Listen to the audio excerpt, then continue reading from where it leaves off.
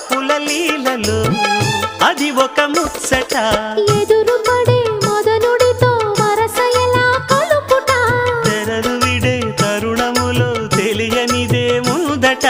మాయదారి ప్రేమలో ఏం చెయ్యాలట మోయలేని హాయిలో ఒళ్ళోకొస్తే చాలంట బయట కొంగు ఎంతో మంచిది జారుతున్నది